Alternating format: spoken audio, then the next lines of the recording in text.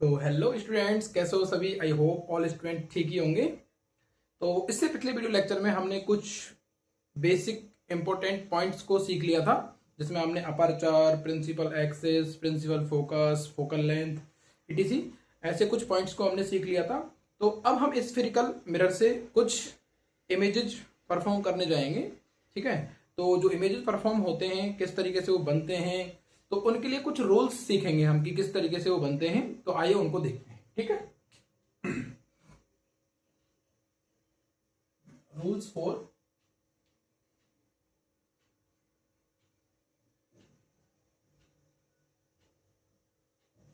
Image formation. ठीक, देखो, जो ये रूल्स हम फॉलो करेंगे, ये convex mirror and concave mirror दोनों के लिए सिमिलरली काम करते हैं। ठीक है, हम देखते हैं उनको किस तरीके से काम होता है। तो जैसे पहला है, हम यूज कर रहे हैं जैसे कि कॉनकेव मिरर के लिए।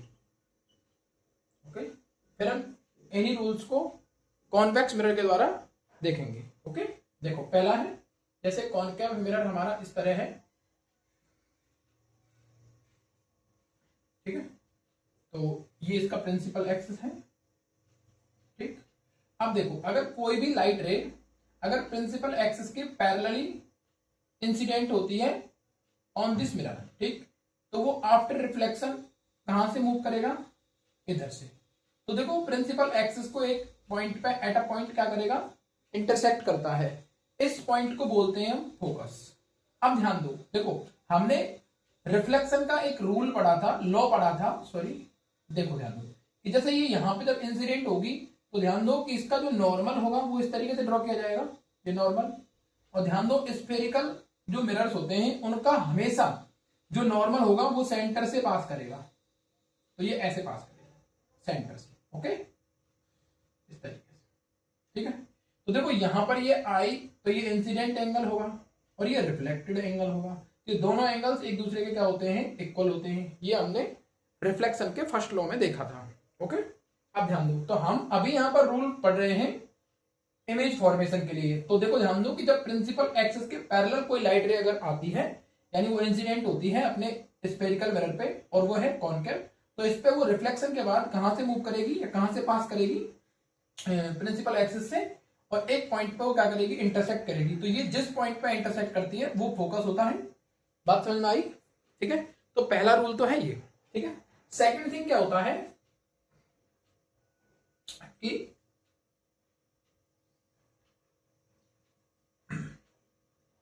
ये पीछे से पेंटेड है, हम इसको पॉलिश भी बोल देते हैं कभी कभी। जनरली पॉलिश वैसे इधर होता है जिससे सरफेस को स्मूथ किया जाता है। ठीक है, अब देखो ध्यान दो, जैसे मान लो कि हमने कोई लाइट रे अगर इस तरह से फोकस से पास करते हुए इंसिडेंट की है, कहां पे, मिरर पे, तो वो आफ्टर रिफ्लेक्शन क्या हो जाएगी, पैरेलल।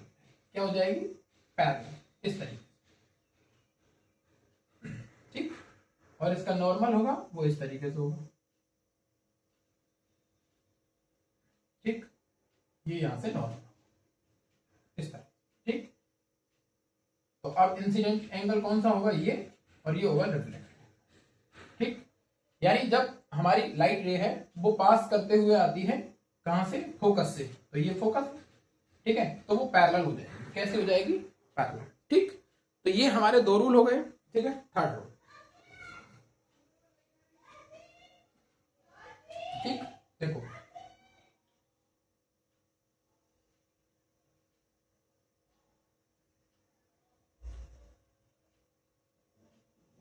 ठीक, यहां पे क्या है, देखो इस मिड पॉइंट को, मिरर के मिड पॉइंट को अपन P4 पोल कहते हैं। क्या कहते हैं, P4 पोल। ठीक है, यानी पोल को P से रिप्रेजेंट किया जाता है। तो यहां पर अगर कोई लाइट रे इंसिडेंट होती है इस तरह, तो जितने एंगल पे ये आती है उतने पर ही ये रिटर्न बैक करेगी। ओके, या बाउंस बैक करेगी, तो ये आर हो जाएगा इस तरह से। ठीक, और ये हर जगह फॉलो होना है। ठीक है, यानी स्फेरिकल मिरर के हर एक पॉइंट पर जब लाइट रे इंसिडेंट करती है तो वो रिफ्लेक्शंस के दोनों लॉज को फॉलो करती है। ठीक है, तो यहां पर देखो रिफ्लेक्शन का लॉ फॉलो किया जा रहा है। ठीक है, तो यानी ये आई बराबर आई होना है। ठीक है, फोर्थ लॉ ये कहता है कि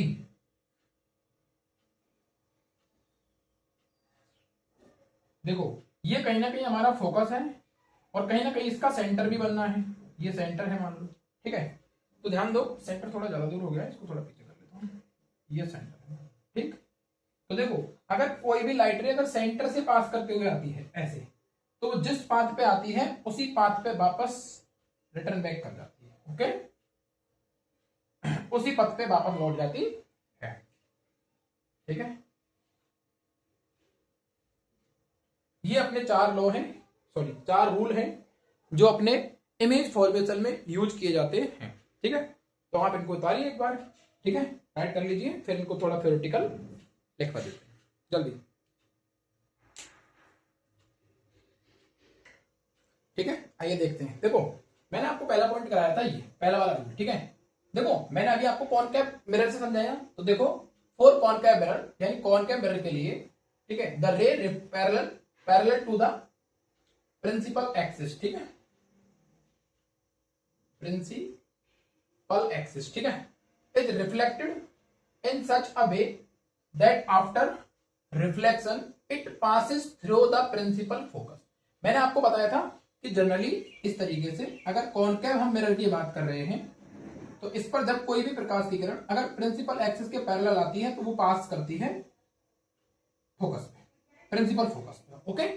अब देखो ध्यान दो इसमें नेक्स्ट चीज क्या है, बट लेकिन फॉर अ कॉन्वेक्स मिरर यानी कॉन्वेक्स मिरर के लिए, ठीक है, द पैरेलल रे इज सो रिफ्लेक्टेड, यानी ध्यान दो कि कॉन्वेक्स मिरर के लिए भी रिफ्लेक्ट तो करती है, ठीक है, रिफ्लेक्ट तो करती है, बट वो क्या होता है दैट इट एपियर्स का मतलब है वो प्रतीत होती है, हमें ऐसा लगता है कि ये वहां से आ रही है। अब कहां से आ रही है, देखो appears to come from principal focus, यानी हमें ऐसा लगता है कि वो प्रिंसिपल फोकस से आ रही है, रियल टाइम में वो रिफ्लेक्ट तो होती है लेकिन वो हमें फोकस से आते हुए नजर आती है, रियल टाइम में वहां से आती नहीं है, रियल टाइम में तो वो रिफ्लेक्ट होकर जाती है। अब वो कैसे आती है वो देखो, ध्यान दो, देखो मैं यही काम कॉन्वेक्स मिरर पे कर रहा हूं, देखो ये आई ऐसे, ठीक। अब देखो यहां ध्यान दो कि ये वाला जो सरफेस है बेटा ये इसका कैसा है, कर्व ही है, कर्व। तो ये देखो इधर की ओर कर्व हो रहा है तो रे ऑब्वियसली बात है कि इधर जानी चाहिए, ऐसे बेंड होगी, ठीक है, सॉरी रिफ्लेक्ट होगी, बेंड नहीं रिफ्लेक्ट होगी, ओके। तो देखो ये इधर रिफ्लेक्ट होगी, सही है। अब ध्यान दो इसका नॉर्मल बनना चाहिए इस तरीके से, नॉर्मल, तो नॉर्मल इस तरीके से बनेगा, तो यहां कहीं ना कहीं इसका सेंटर होगा, ठीक है। लेकिन हम बात करें देखो इसकी, तो इसको अगर पीछे की तरह अगर हम बढ़ाएं ऐसे, ठीक है, पीछे की तरफ इसको अगर हम एक्सटेंड करते हैं तो ये हमें यहां से आते हुए नजर आएगी। अगर इसको हम इधर से देखते हैं ना इस रे को ऐसे, तो ये हमें यहां से आते हुए नजर आएगी, जबकि रियल टाइम में यहां से आ नहीं रही है, ये हालांकि होने को तो इसका फोकस ही है, प्रिंसिपल फोकस, लेकिन रियल टाइम में ये कहां से आई किरण, इधर से आई, आफ्टर रिफ्लेक्शन ये इधर रिफ्लेक्ट कर गई, ओके।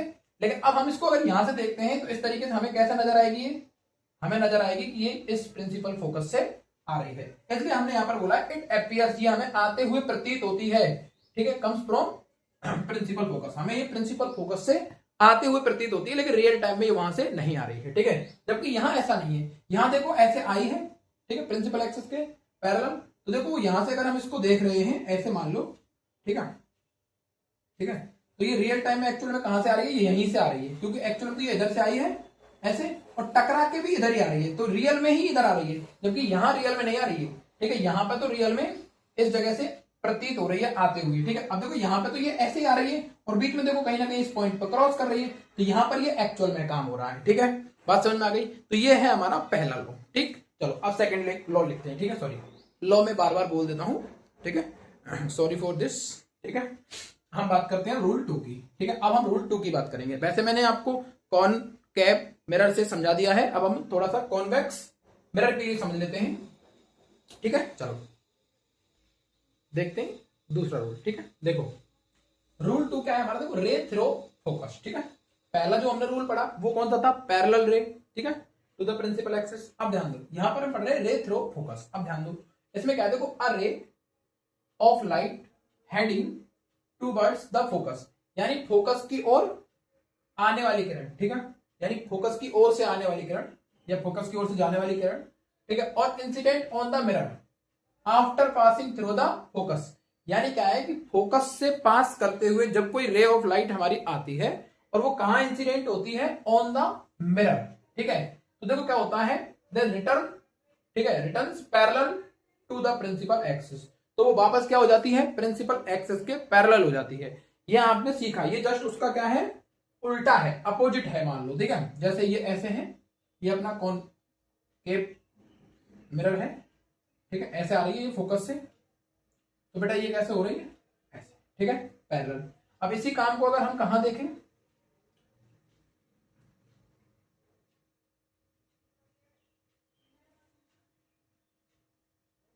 ठीक है, देखो अब जैसे मान लो कि यहां अपना फोकस है ऐसे, अब मैंने कोई लाइट रे ऐसे इंसिडेंट किया जो जस्ट इसके,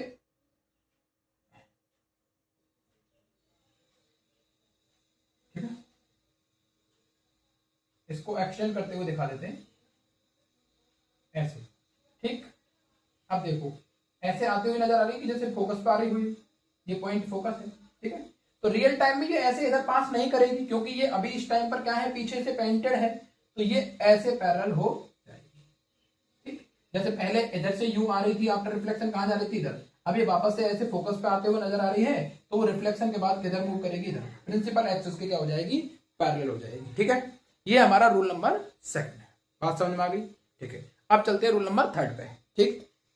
आइए थर्ड लॉ पढ़ते हैं, ठीक है। अब देखो थर्ड लॉ नहीं, थर्ड रूल, ठीक है, बार बार मैं लॉ बोल देता हूं, उसके लिए सॉरी गाइस, ठीक है, रूल, ठीक है। देखो रूल नंबर थर्ड क्या कहता है हमारा, देखो इसको बोलते हैं रे स्ट्राइकिंग द पोल, यानी इसमें हमारा क्या होता है कि जो रे है वो स्ट्राइक करती है किस पर, हमारे पोल पर, ठीक है, मिरर के पोल पर। तो देखो the ray of light striking the pole of the mirror, यानी मिरर के पोल पर स्ट्राइकिंग कर रही है एट एन एंगल, यानी किसी एक एंगल पर, इज रिफ्लेक्टेड, और वो रिफ्लेक्टेड हो जाती है, यानी रिफ्लेक्ट हो जाती है back at the same angle on the other side of the principal axis. अब ध्यान दो, देखो मैंने आपको बताया था कि ये कॉनकेव मिरर है, ठीक है। अब ध्यान दो कि इसमें जैसे ध्यान दो कि ये पोल है, इस पे पोल पे जितने एंगल पे आएगी उतने एंगल पे देखो ये आई है और देखो ये आर है, तो ये पोल पे जितने एंगल पे ये आ रही है इस एंगल पे, उतने पे देखो अदर साइड, देखो ये इसकी इधर वाली साइड है और ये इसकी इधर वाली साइड है, मतलब दोनों एक दूसरे के अपोजिट साइड है।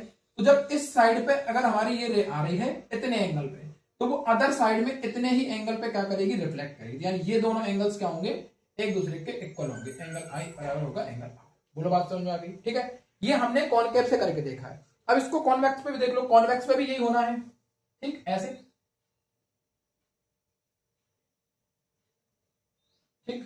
ये अपना पोल है, तो ध्यान दो इस पे जितने एंगल पे आएगी उतने एंगल पे ये रिफ्लेक्ट करेगी, ठीक है, ओके। तो ये हमारा रूल थर्ड है कि पोल पर जितने भी डिग्री के एंगल पे ये इंसिडेंट होती है उतने एंगल पे ये क्या हो जाती है, रिफ्लेक्ट हो जाती है, ऐसे, ठीक। आप चाहे इधर से करना चाहो तो इधर से भी कर सकते हो, तो ऐसे चली जाएगी, तो ये एंगल आई हो जाएगा, ये आर हो जाएगा, पर ये एंगल दोनों कैसे होंगे, बट दोनों इक्वल होंगे, ठीक। ऐसा ही यहां पर होगा, ठीक है। तो ये आप साथ के साथ ये वाला डायग्राम भी आप कॉपी में आप ड्रॉ कर लें, जिससे आपको कॉन्सेप्ट क्लियर रहेगा, ठीक है। अब रूल नंबर 4 को भी मैं एक बार आपको राइट करा देता हूं, जिससे हमारे ये रूल्स क्लियर हो जाएंगे, ठीक है। चलो अब देखते हैं rule number 4, rule number 4 right कर लीजिए, ठीक। अब आप रूल नंबर 4 राइट कर लीजिए, समझा देते हैं इसको, देखो ध्यान दो। रूल नंबर 4 कहता है रे थ्रो सेंटर ऑफ कर्वेचर, यानी अब रे जो आएगी हमारी वो सेंटर के थ्रू आएगी, ठीक है, सेंटर ऑफ कर्वेचर के थ्रू। देखो अ रे passing through the center of curvature hits the mirror। अब ध्यान दो ये है, ओके। अब देखो ध्यान दो, सबसे पहली बात क्या है, देखो ये जो हमारा मिरर है स्फेरिकल मिरर, इसको देखो आपको पता है कि मैंने आपको समझाया था इसको कि ये किसी स्फेयर को कट करके मान लो बनाया गया है ऐसे किसी से, ठीक है। तो इसका कहीं ना कहीं सेंटर ये होगा मान लो ऐसे, ठीक है, और कहीं ना कहीं यहाँ इसका फोकस है, ऐसा हम समझते हैं, ठीक। अब ध्यान दीजिए कि अब कोई रे हमारी जो आ रही है, इंसिडेंट हो रही है, वो कहां से आ रही है, इस सेंटर से होके आ रही है ऐसे, ठीक, यानी ऐसे सेंटर से पास करते हुए आ रही है, ठीक है। तो ये क्या करेगी, देखो यहां से आई और देखो इसने हिट कर दिया किसको, इस मिरर को हिट कर दिया, ओके। तो जब ये हिट करेगी ना, तो ये वापस बेटा सेम इसी पाथ पर क्या करेगी, पाथ पर रिटर्न बैक करेगी, क्या करेगी, सेम इसी पाथ पर रिटर्न बैक करेगी, ठीक है, जिसको हमने यहां पर बोला है रिट्रेस, ठीक है। तो यहां ध्यान दो, ठीक है, hits the mirror along the direction, ठीक है, the normal to the mirror, ठीक है, at that point and retraces its path after the reflection. अब देखो ध्यान दो, आपको एक चीज समझाता हूं, देखो ध्यान दो, जब भी हमारा कोई एक पहले इसको कॉन्वेक्स से भी समझ लो एक बार, फिर इसको समझाता हूं। देखो ध्यान दो, ये अपना कॉन्वेक्स है, ठीक। अब देखो ध्यान दो, इस पे भी कहीं ना कहीं सेंटर होगा, जैसा मान लो कि ये अपना फोकस है, ये कहीं ना कहीं सेंटर है, ओके। तो मैं सेंटर पे ऐसे, ध्यान दो, तो मैं इसको ऐसे एक्सटेंड करता हुआ दिखा देता हूं, लेकिन रियल टाइम में वो कहां आई, इस पे, और यहां से ये वापस क्या कर जाएगी, रिट्रेस करेगी या बाउंस बैक करेगी, तो सेम ही पाथ पर रिटर्न बैक हो जाएगी। बोलो बात समझ में आई, ठीक है। अब देखो ऐसा क्यों होता है, मैंने आपको एक चीज बताई थी कि हमारा जो स्फेरिकल मिरर होता है उसके किसी भी पॉइंट पर, यानी उसके सरफेस पे किसी भी पॉइंट पर जब हम क्या करते हैं, कोई भी रे को इंसिडेंट करते हैं, तो उसमें क्या होता है कि बेटा जो उसका पॉइंट ऑफ इंसिडेंस होता है उस पे हमेशा परपेंडिकुलर सरफेस पे, अगर हम एक टेंजेंट बना लें उस पॉइंट पे, तो उसके परपेंडिकुलर हमेशा क्या बनता है, नॉर्मल बनता है, ठीक है। तो यहां पर बेटा ध्यान दो कि जब सेंटर से कोई रे पास करती है ना, तो वो उसका डायमीटर का काम करती है। इसका मतलब है कि हमेशा नॉर्मल सेंटर से बनता है। कहां से बनता है, नॉर्मल सेंटर से। मैंने आपको बताया था कि जैसे ये अपना कोई भी ऐसे, ये ठीक है, ऐसे यहां अगर रे आएगी तो वो इसका रिफ्लेक्शन ऐसे होगा, तो इसका सेंटर से ऐसे यूं जाएगा, तो ये इसका नॉर्मल होगा, तो ये एंगल बराबर होगा। यहां अगर रे आएगी तो इस पे यहां से ऐसे यूं जाएगी, ठीक है, तो ये आई होगा, ये आर होगा, लेकिन इसका नॉर्मल कहां से पास करेगा, इस सेंटर से। बोलो बात समझ में आई। तो जब तुम्हारी कोई भी लाइन या कोई भी रे, जब तुम्हारी क्या करती है, कोई भी रे तुम्हारी सेंटर से पास करती है, तो वो उसका डायामीटर और वो उसके नॉर्मल का काम करती है। बात समझ में आ गई। तो इसका मतलब यहां पर यह है कि देखो मिरर एट, यहां पर बोल रहे देखो along the direction the normal, ठीक है, द नॉर्मल, यानी वो नॉर्मल के डायरेक्शन में जा रही है, ठीक है, टू द मिरर, यानी मिरर पर, ठीक है, एट दैट पॉइंट, और जिस पॉइंट पर वो क्या करेगी, स्ट्राइक करेगी, ठीक है, and retraces its path after reflection, और रिफ्लेक्शन के बाद वो उसी पाथ को क्या कर लेगी, रिट्रेस कर लेगी, ठीक है। तो यानी जिस पॉइंट पर वो यहां पर इंसिडेंट हो रही है ना, तो ये देखो सेंटर से ऐसे यूं पास करते हुए दिख रहा है अपने को, तो ये नॉर्मल के अलोंग है। किसके अलोंग है, नॉर्मल के अलोंग, ठीक है। तो नॉर्मल इस पे बनता है, तो इसके अलोंग है, ठीक है। तो इस पर कहीं ना कहीं ये पॉइंट बन रहा होगा, ठीक। तो इस तरीके से हम क्या कर सकते हैं, रूल नंबर 4 को अच्छे से समझ पा रहे, ठीक है। तो रूल नंबर 4 समझ में आ गया होगा। तो ये है हमारे इमेज फॉर्मेशन के 4 रूल, ठीक है। अब हम पढ़ेंगे इमेज फॉर्मेशन। तो इमेज फॉर्मेशन में हम सीखेंगे कि कॉन्वेक्स मिरर से कैसे इमेज फॉर्मेशन होता है, कॉनकेव मिरर से कैसे इमेज फॉर्मेशन होता है। तो कॉन्वेक्स और कॉनकेव दोनों से हम इमेज फॉर्मेशन सीखेंगे। तो पहले इसको आप राइट कर लीजिए, फिर अपन मूव करते हैं नेक्स्ट टॉपिक पे, image formation by concave mirror, ठीक। ठीक है, देखिए अब देखते हैं हम इमेज फॉर्मेशन,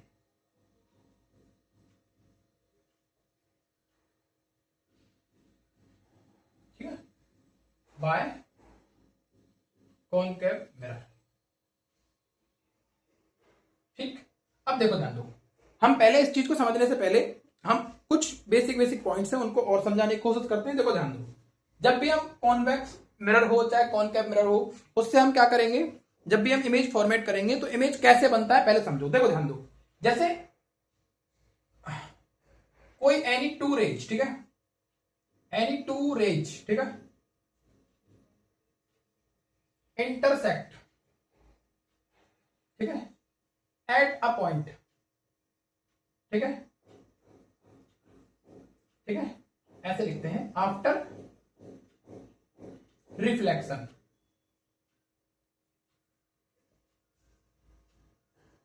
आफ्टर रिफ्लेक्शन, ठीक है, देन एट दैट प्लेस,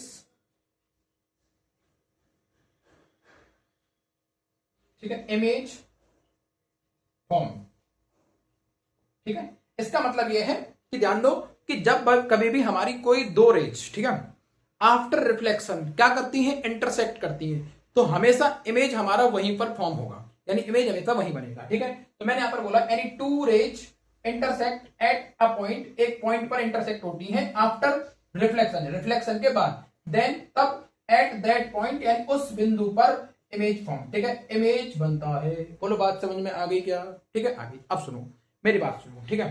तो पहली चीज तो हमारी ये है, जब हम कभी भी कोई इमेज को फॉर्म करते हैं, ठीक है, इमेज को फॉर्म करते हैं, कैसे इमेज बना, ठीक है, तो हमें उसके बारे में कुछ इंफॉर्मेशन देना होता है, ठीक है, क्या देना पड़ता है, इंफॉर्मेशन, कि आपने कैसे किया, क्या किया, वो सारी चीजें आपको पता होनी चाहिए, ठीक है। तो सबसे पहले हमें देखो क्या इंफॉर्मेशन देना पड़ता है, हमें बताना होता है पोजीशन ऑफ ऑब्जेक्ट, कि ऑब्जेक्ट मिरर के कितनी दूरी पर है, कितनी डिस्टेंस पर है, यानी कहां पर ऑब्जेक्ट को प्लेस किया गया है, ठीक है। तो पहली इंफॉर्मेशन तो ये देनी होती है।